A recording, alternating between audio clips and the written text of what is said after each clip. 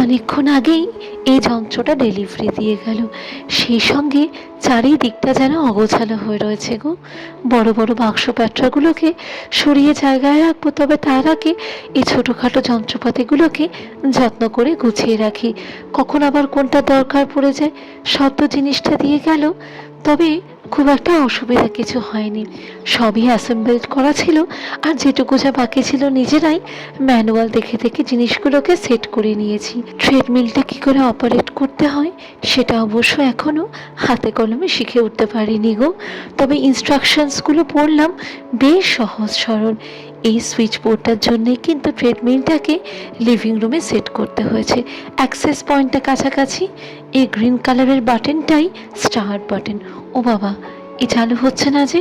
আর অন্যান্য যে বাটনগুলো দেখছো, এইগুলো কোনোটা পালস রেট, কোনোটা কত মিটার দৌড়ালাম, কতটা স্পিড, এই সবগুলোই ডিসপ্লে করবে। এই ক্লিপটাকে জামায় আটকে নিয়ে তবেই হাঁটতে বলেছে, তাহলে পরে পালস রেটটাও এখানে দেখা যাবে।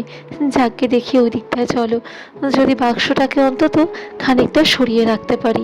এ যেন মাঝপথে পড়ে রয়েছে। বাবাই তো বেশ ভারী, আমার একার দ্বারা হবে না গো। এই প্লাস্টিকের প্যাকেটটা অনেকটা বড়, ভালোই হলো, কাজে লেগে যাবে। ডিভানে তো অনেক ছোটোখাটো জিনিস রাখতে হয়, এইটার মধ্যে ভরে রাখলে পরে ধুলো ময়লাও পড়বে না, হাতের কাছে গোছানোও থাকবে। চলো দেখি এবার চাটা করে খানিকক্ষণ জিরোই। 6:45 সময় বেল বাজিয়েছে। ঘুম চোখে উঠে এসে দেখি ট্রেডমিলটা ডেলিভারি দিতে এসছে। তখন ভদ্রলোকেরও বেশ তাড়া ছিল, কোনো মতে উনি ওপেনিং ভিডিওটা করে চলে গেলেন। তারপর থেকে হীরক আর আমি দুজন মিলেই এই নিয়েই পড়েছিলাম। এত ব্যস্ততার মধ্যে একটু যে ক্যামেরাটা অন করব সেও আর হয়ে ওঠেনি গো। সকালে চাটা না খেলে যেন মনে হয় দিনটাই শুরু হয় না। স্কুল থাকলে অবশ্য জমিয়ে বসিয়ে চা খাওয়ার সুযোগটা আর হয় না। ওই কোনো মতে এক সিপ দিয়ে তখন বাস ধরার তাড়া। তবে ছুটির দিনে আমি আর হীরকে চা নিয়ে বসে অনেকক্ষণ গল্প করি। রায়রিদ্ধির চিন্তা ভাবনা, সেই সঙ্গে বাবা মা, তাদেরও তো বয়স বাড়ছে, ভবিষ্যৎ পরিকল্পনা, এই কথা বলতে বলতেই কোথা দিয়ে যে 1-1.5 ঘন্টা কেটে যায়। তারপরে যদি কাউকে ফোন করার থাকে কলকাতায়, সেসবগুলো একসঙ্গেই বসে সেরে ফেলি। বিস্কিটগুলো ভরবো, বয়ামটা খুলতেই যেন কীরকম একটা গন্ধ লাগলো। ওই আরেকবার ধুয়ে মুছে পরিষ্কার করে নিয়ে এলাম। এই বিস্কিটগুলো রায়রিদ্ধির যে কি ভীষণ প্রিয়, সেই সঙ্গে আমারও। বড় জোর টেনে টুনে 3 থেকে 4 দিন অবধি যাবে। হীরক অবশ্য এখন আর বিস্কিট খায় না, পুরোপুরি ছেড়ে দিয়েছে। ডাক্তারের একদম স্ট্রিক্টলি নো। তবে এই ট্রেডমিলটা কিন্তু হীরকের জন্যই কিনতে হলো। বললাম না আগের ব্লগে, ডক্টর ওকে বলেছে একদম রোগা হয়ে যেতে, তাহলে পরে কি শরীরটাও সুস্থ থাকবে। সেই সঙ্গে খাবার দাবারের এখন তো বাছ বিচার করতেই হয়, যতটুকু পারা যায় আর কি। হীরকের জন্য এই জোয়ারের মুড়ির প্যাকেটটা, ওই বললাম না বিস্কিটের বদলে এখন এটাই ওর খাদ্য। এক মুঠি দেখি, তবে চা দিয়ে খেতে ভালোই লাগে। এখন তো আর আমরা ওই নর্মাল মুড়ি আর আনি না, যা আনি হীরকের জন্য এখান থেকে মাঝে সাঝে রায়রিদ্ধি বা আমি একটু করে ভাগ বসাই। তবে এর পাশাপাশি মিলেটস, রাগি, ওটস বা সেই সঙ্গে বাজরার যেসব খাবারগুলো রয়েছে ঘরে মজুত করে রাখি, যখন যেটা মনে হয় বানিয়ে দিই। অফিসেও নিয়ে যাই। আসো, চা হয়ে গেছে। হ্যাঁ হয়ে গেছে। বাদাম নেবে? দাও তাহলে মিক্স করে দিচ্ছি না, মুছে দিও।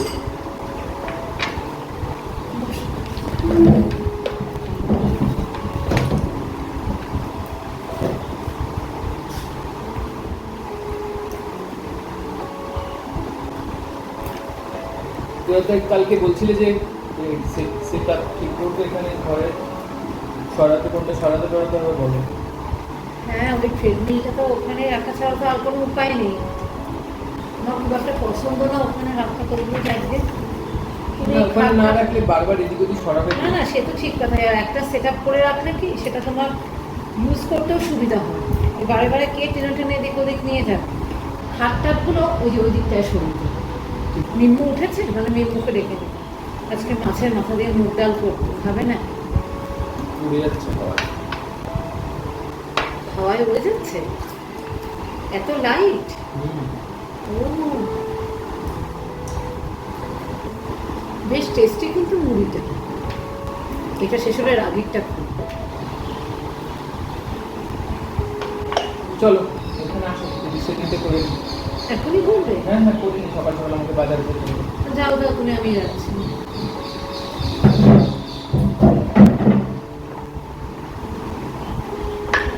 কোন দিকে বলছো? এদিকে রাখো? দাঁড়াও, যাচ্ছি আগে।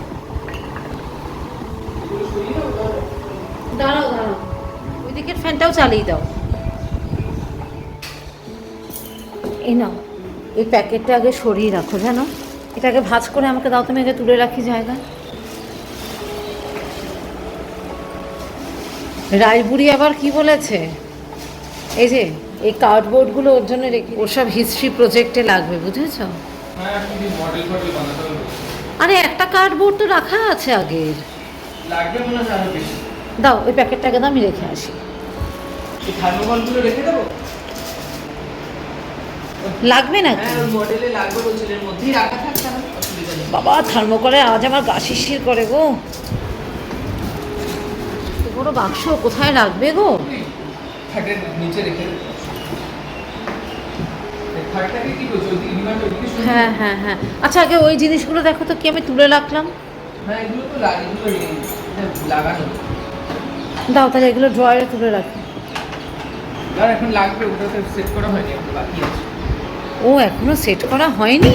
না দু একটা নব লাগানো বাকি আছে। দেখি দাঁড়াও, আগে একটা করে সরাই।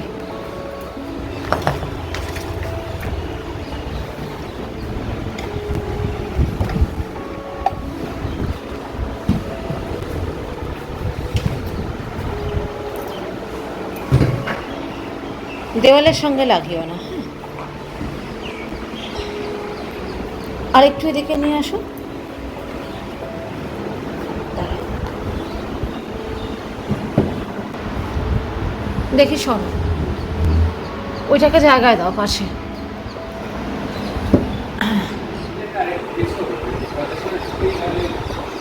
হ্যাঁ ঠিক আছে, আর একটু এদিকে পিছিয়ে দাও। হ্যাঁ এইসব জিনিসগুলো তো সবই সরিয়ে দেবো, দাঁড়াও। কোথায় যে কি রাখবো এখন সেটাই মুশকিল। দাঁড়াও দাঁড়াও দাঁড়াও, ঠিক করছি। দেখো এগুলো সেরামিকের, দেখো হ্যাঁ এখানে সাইডে রেখে দেখি, সরো। দেখো এগুলো আস্তে আস্তে। সাইডে রেখে দাঁড়াও, এটাকে ওই সাইডে রাখো, এইটাকে এই পাশটায় রাখো। ওই টপটাকে আমাকে দিয়ে দাও, এটাকে এই পাশটায় রাখো। সেট করে দিও তো। দেখছি।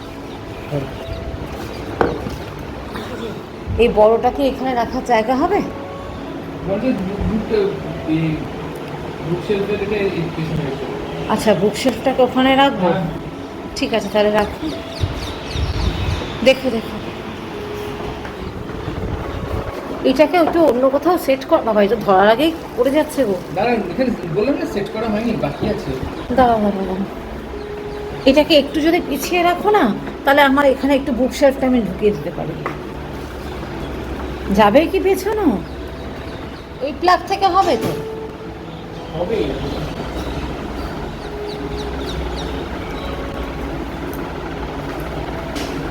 দেখো দেখো দেখো, ও বাবা বেশি টান হয়ে যাচ্ছে গো। সুন্দর করে সাজানোটাই হচপচ হয়ে গেল। যাক ওটাকে আর একটু এইদিকে পিছিয়ে দাও, ব্যাস ব্যাস। ঠিক আছে। আমি পরে সব সেট করছি। আচ্ছা ছোটখাটো করে ঠিকই বড়টা বলেছ। মাঝখানে রেখে দুদিকে।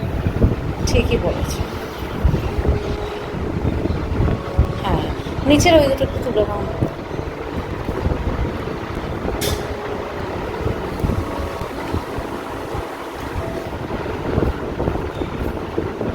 কেমন লাগছে দেখতে? এলাম এটাকে ধরো। এ করতে ঘাম বেরিয়ে গেল। আমাকে একটু শিখিয়ে দাও না গো। এরপরে এখানে কিছু নেই, শুধু এটা start। start? দাঁড়া হ্যাঁ স্টার্ট করো। ওই 3 2 1 হবে। আমি চলতে শুরু করো। দেখি। ও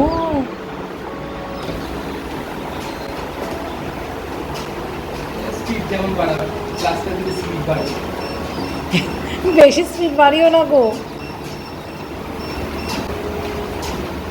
হাত ছেড়েও কাটতে পারো, হাত ধরে। না না, তুমি হাত ধরেই হাঁটো বাবা। দেখি কত স্পিডে করছো। এটা 4 কিলোমিটার পার আওয়ার, আচ্ছা, মানে 1 ঘন্টায়। ওটা বাড়াতে পারো। না না, আর বেশি বাড়িও না। ওরে বাপরে, আমার ভয় লাগছে। না না, করে আচ্ছা, এখানে কত ক্যালোরি বার্ন করছে দেখা যাচ্ছে। আর এইটা হচ্ছে, ওটা হচ্ছে স্পিড 5 কিলোমিটার পার আওয়ার। আর এইটা পালস কত, আর ওখানে কতটা ডিস্টেন্স কভার করছো, কতটা টাইম তুমি হাঁটছো। বাবা, তুমি তো রোগা হয়ে গেলে গো। তোমাকে তো রোগাই লাগছে দেখতে। শরীরের দায়। সেইটাই। ইস, আমি একটু হাঁটতে পারলে ভালো হতো গো। তুমি যা হয়েছো, তোমারই সব থেকে আগে দরকার। দূর, আমি পাতলাই আছি, বাদ দাও তো। হ্যাঁ, ভাই নিজেকে পাতলাই হবে। না না, আমি স্লিমই। তোমার একদম জরুরি। কিন্তু শুনছো, একটা কথা বলবো, সবই ঠিক হলো, এইটাকে আমার এই ড্রয়িং রুমে রাখাটা আমার খুব একটা পছন্দ হলো না।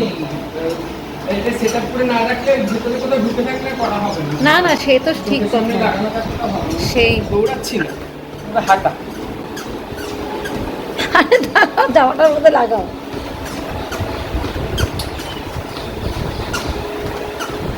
বাবা, তুমি তো যা স্পিডে হাঁটছো। এখন কত? 6 কিলোমিটার পার আওয়ার, মানে 10 মিনিট 1 কিলোমিটার। ঠিক আছে, আমি কাজে যাই। হ্যাঁ, এখন হ্যাঁ, রান্নাঘরে ঢুকে পড়ি, 8:30 তো বেজে গেল। আজ হীরককে বাজারেও যেতে হবে, ফ্রিজও প্রায় খালি, সব কিছুই বাড়ন্ত। সকাল সকালই 1 প্যাকেট ফুল দিয়ে গেছে। আগে জায়গাটা সুন্দর করে সাজিয়ে তবেই রান্নাঘরে ঢুকবো। 2-1 দিন আগে স্কুলে একজন অঙ্কের ম্যাডাম আমাকে ডেকে বললেন, পায়েল, তুমি যে টিভি ইউনিটটা ফুল দিয়ে সাজিয়ে রাখো, আমার এত ভালো লাগে। আমি খানিকটা অবাক হয়ে হকচকিয়ে গেছি।